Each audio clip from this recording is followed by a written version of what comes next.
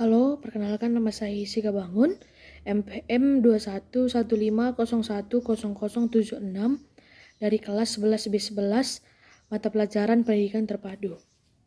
Baik, anak-anak, di sini Ibu akan menjelaskan sedikit tentang agama.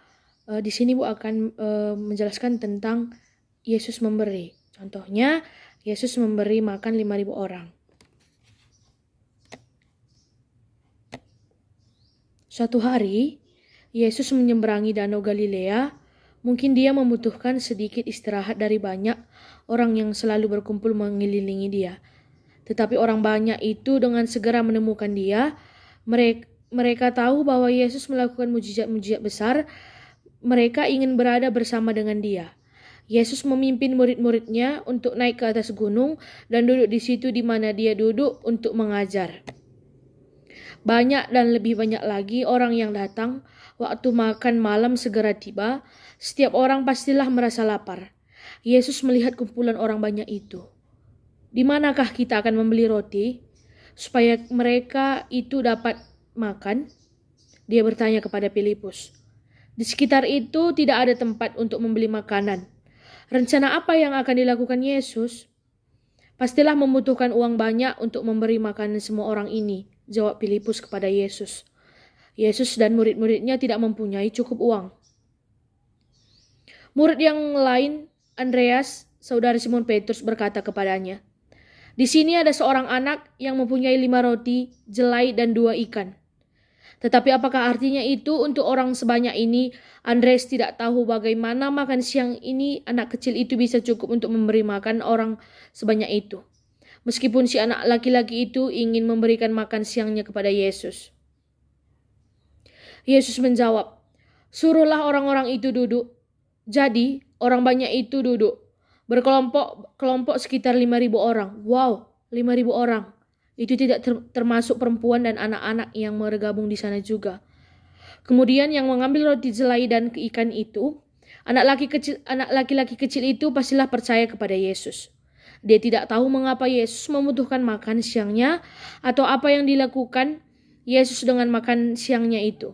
Mungkin dia berpikir, jika akan memberikan bekal makan siangku, aku tidak akan bisa makan, tetapi ia memberikan juga kepada Yesus. Kemudian Yesus berdoa. Dia mengucap syukur kepada Tuhan untuk 5 roti, jelai, dan 2 ikan.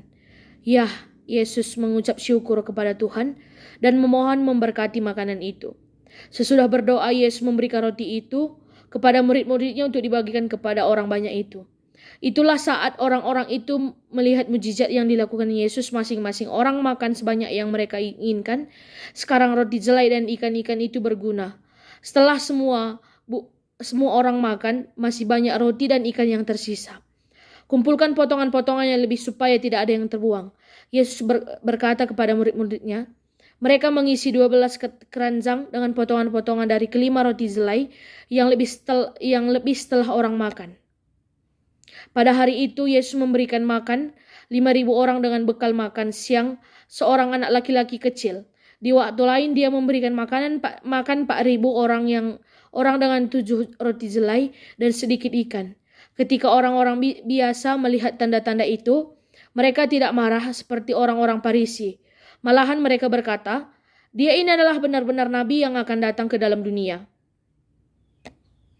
Baik anak-anak ibu sekalian, kesimpulan yang kita bisa dapat dari pembelajaran kita hari ini adalah kita nggak perlu khawatir akan kemiskinan atau kekurangan, kebutuhan jasmani, karena Yesus sangat sanggup membuat mujizat melipat gandakan apa yang kita punya menjadi berkelimpahan. Baik, sebelum kita pulang, ada baiknya kita berdoa dulu. Doa selesai. Selamat siang anak-anak, sampai jumpa minggu depan ya. Jangan lupa untuk mengerjakan tugasnya.